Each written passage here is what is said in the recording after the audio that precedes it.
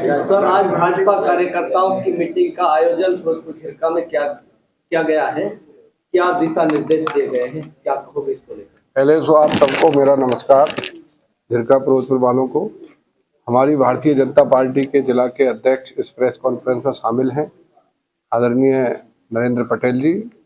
आदरणीय हमारे सांसद साहब हैं भरतपुर से, रामस्वरूप कोहली जी, भाई मनीष जी चेयरमैन साहब हैं, जैन साहब, आदरणीय गंगालाल जी, अपने डागर साहब जो हमारे एससी कैटेगरी के चेयरमैन वो अपने प्रधान हैं और जिला प्रधान हैं, सभी सम्मानित हमारे पार्टी के कार्यकर्ता साथी हम विराजमान। आज इस प्रेस कॉन्फ्रेंस का मकसद है भारतीय जनता पार्टी की नीतियों को आम वोटर तक पहुंचाना।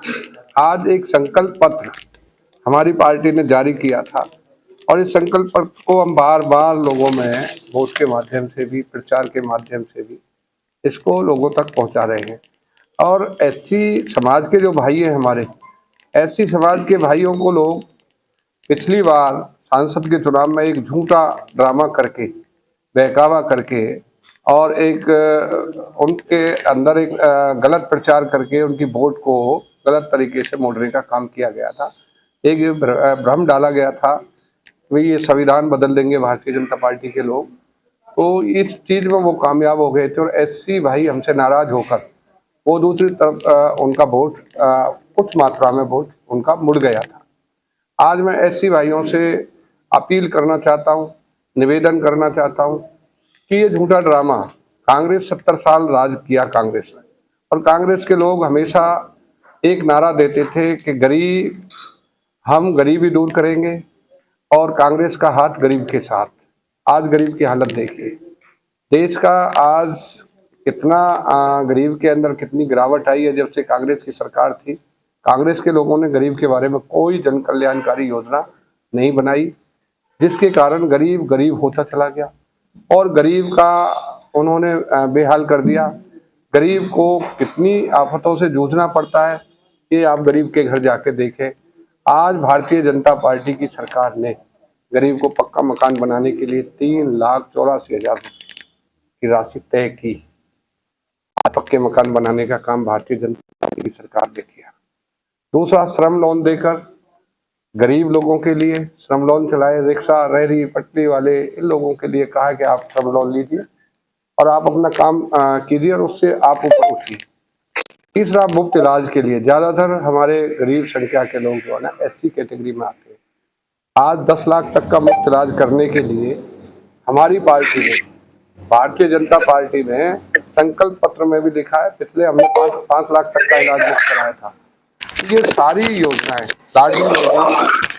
लाडली योजना, जिस योजना के तहत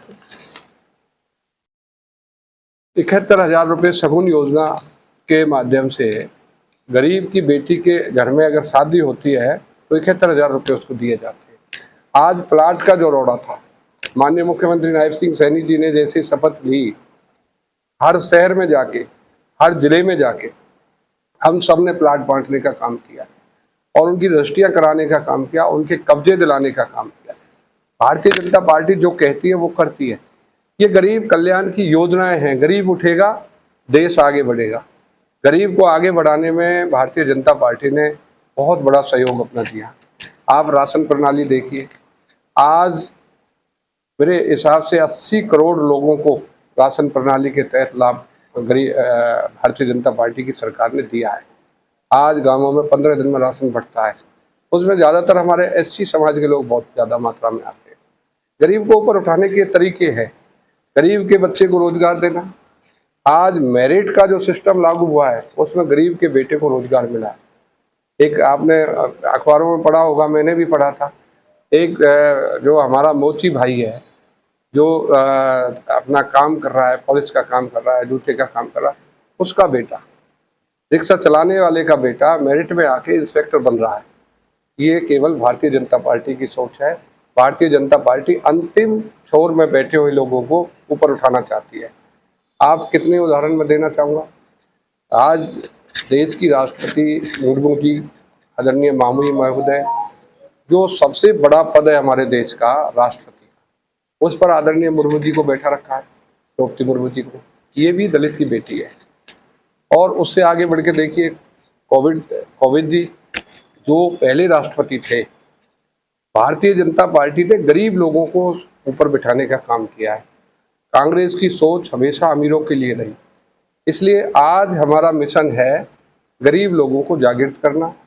आज ये हमारा संकल्प पत्र है। इस संकल्प पत्र में कहा है कि हमारी सरकार बनेगी, भारतीय जनता पार्टी की सरकार बनेगी तो 2100 रुपये हम महिलाओं को लाडो लक्ष्मी सम्मान के रूप में देंगे। महिला घर की लक्ष्मी होती है, वो लाडली होती है। सरकार ने उसको माना है कि हम 2100 रुपये से उनका सम्मान करेंगे, हर महीना उनको घर बैठे 21 रुपये देंगे। गैस का सिलेंडर 500 रुपये में देंगे। बीजेपी जो कहती है वो करती है। बीजेपी ने विकास किया, आप सारे लोग देखते हो। भारतीय जनता पार्टी का राज देख लीजिए 10 साल का, और कांग्रेस का पिछला राज देख लीजिए। मैं विकास पर बात करूं तो आप केएमपी, केजेपी, बॉम्बे हाईवे, ये हमारे नज़दीक के उदाहरण हैं। आप दूसरा देखिए, मेट्रो रेल का लाना, हमारे पलवल तक जो मंजूरी आई, ये भारतीय जनता पार्टी की देन है। साथियों, इसलिए मैं आप सब गरीब भाइयों को ये संदेश देना चाहता हूँ। मैं आपका जाना पहचाना हूँ, मैं कहीं आपका जो दूर नहीं, मैं झंडा फहराने भी आया था। मेरा इस क्षेत्र से लगाव है, मैं हमारे आपके रिश्ते भी हैं, भाईचारा भी है, हाँ आना जाना लगा रहता है। मानिए जो हमारे जो राजस्थान से साथी आए हैं, सही मायने में तो वो हमारे गेस्ट हैं, मेहमान हैं, हमें उनकी बात को सुनकर उनकी बात पर चलना चाहिए। लेकिन आज जो विषय है चुनाव का, ये 20 संकल्प हमारी पार्टी ने लिए हैं और भारतीय जनता पार्टी जो कहती है वो करती है। गरीब भाइयों से अपील है कि सारी बातों को भूलकर केवल भारतीय जनता पार्टी एक ऐसी पार्टी है जो गरीब का उत्थान कर सकती है, उद्धार कर सकती है और उसका विकास कर सकती है। क्या लगता है सर, मेवात के खासकर फिरोजपुर छिरका की हम बात करते हैं कि कल 21 गाँव ने छिरकलों पाल सबसे बड़ी पाल है, उनने भाजपा का समर्थन किया है। तो क्या लगता है इस बार मेवात में देखिए, कमल खिल सकता है? नसीम मेरा छोटा भाई है। नसीम जी मेरे साथ विधायक रहे और नसीम जी की अच्छी छवि है, एक अच्छी छवि का व्यक्ति है, मददगार आदमी है। उसके पिताजी मिनिस्टर रहे थे। आज नसीम के पास उसकी गोदपाल का 1.25 लाख वोट है और छिरकलोत पाल यदि दिल से साथ देती है तो नसीम को कहीं बाहर जाने की जरूरत नहीं है। नसीम का चुनाव मैं मानता हूँ, आज प्रेस कॉन्फ्रेंस के सामने कह रहा हूँ, ब्रिजवासी हूँ, ये बात आपको कह के जा रहा हूँ, नसीम बहुत भारी बहुमत से जीतेगा। सोशल मीडिया पर वीडियो वायरल हो रही है जिसमें कह रहे हैं कि भाई सरकार बने कांग्रेस की तो मेवात छोड़ना पड़ेगा। क्या इशारा है कांग्रेस के विधायक का? और क्या ना नौमन तेल होगा, ना राधा नाचेगी, ना सरकार बनेगी, ना मेवात छोड़ना पड़ेगा। मेवात के भाई भी यहाँ रहेंगे, हिंदू भाई भी यहाँ रहेंगे। हम भाईचारे को मजबूत करेंगे, भाईचारा बहुत मजबूत बनाएंगे ताकि मिलजुल कर, जैसे पहले हमारे पुरखों ने, हमारे बुजुर्गों ने मेवात के लोगों को और हिंदू भाइयों को मिलजुल कर रहने का पाठ पढ़ाया था, वही पाठ भारतीय जनता पार्टी पढ़ाएगी। विपक्षी नेता सर कह रहे हैं कि जो जितने भी जुमले जो दिए जा रहे हैं, जो ये लालच जो दिया जा रहा है, सिलेंडर 500 का होगा, ये सारी चीजें जुमलेबाजी। भारतीय जनता पार्टी का एक काम बता दीजिए जो घोषणा की और वो झूठी हो गई। 15 लाख खाते में आएंगे, नहीं, कभी नहीं कहा। ये केवल प्रचार उठा था, हमारे संकल्प पत्र में नहीं था ये चीज। आज जो माननीय मनोहर लाल जी ने, माननीय नायब सिंह सैनी जी ने, माननीय हमारी भारतीय जनता पार्टी ने, मैं हरियाणा की बात कर रहा हूँ, देश की नहीं कर रहा, जो निर्णय लिए थे, जो कहा था वो पूरा करके दिया। और आगे भी जो ये 20 संकल्प लिए हमने, इसमें सारे जो है ना जनहित के संकल्प हैं, ये पूरा करेंगे। भारतीय जनता पार्टी बहुत तेज गति से चलने वाली, विकास करने वाली पार्टी है। आज आप ये मान के देखिए, मैं भी जो है ना 25 साल की उम्र में एमएलए बना था, मिनिस्टर भी रह लिया 2 बार। मैंने ऐसा कभी विकास नहीं देखा अपनी जिंदगी में, इतना पैसा कभी नहीं देखा। हम बांटते बांटते थक गए, हमारी कलम जो है ना चलते चलते थक गई कि हम पैसा इतना बांटे, एक किस्त बांटे दूसरी किस्त आ जाए। इतना विकास का पैसा कभी नहीं दिया जितना इस सरकार ने दिया है, तो ये इसको मानना पड़ेगा आपको। कांग्रेस की सरकार में गांवों की हालत बहुत बुरी हो गई थी, कहीं पानी नहीं था। आज पेयजल योजना के तहत हमने गांव गांव में पाइपलाइन के थ्रू हर घर नल योजना के तहत पानी दिया। बिजली का हमने सारा सिस्टम बदला, रबड़ के तार आपके यहाँ भी बदल गए होंगे, हमारे सारे हरियाणा में बदले। बिजली में जो पहले बहुत बुरा ढांचा था बिजली का, उसको सुधारीकरण किया, सड़कों का सुधारीकरण किया। अब ये सारा ये दिखता है, विकास आप सबको दिखाई देता है। अब कितनी सीटें जो है आ रही हैं भाजपा की? भारतीय जनता पार्टी तीसरी बार सरकार बनाएगी और मैं तो ज़्यादा बड़ा जोश से नहीं, 50 से ऊपर सीट लेकर भारतीय जनता पार्टी राज बनाएगी। आप राज्य में देख लेना, मैं आज भी राज्य का चेयरमैन हूँ और कल भी आपके बीच में आऊँगा। पिछली बार भी झंडा फहराने आए थे, भारतीय जनता पार्टी का ही झंडा फहरेगा।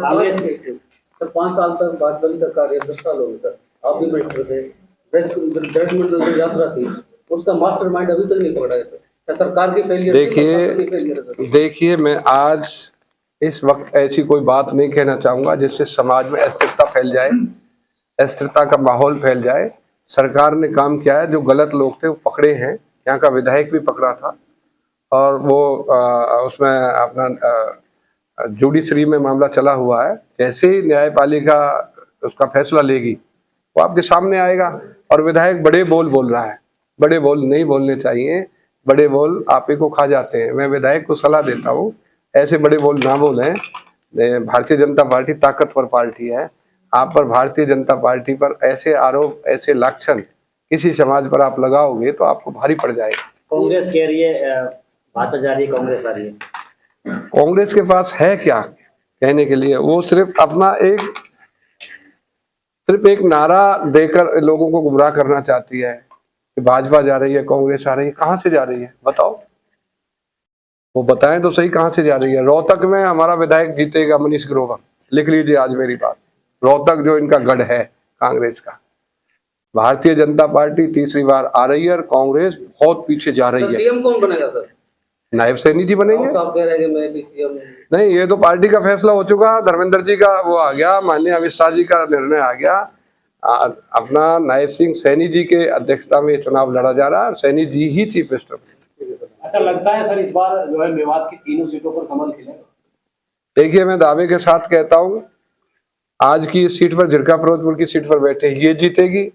त्रिकोणीय मुकाबले में नूंह की सीट जीतेगी।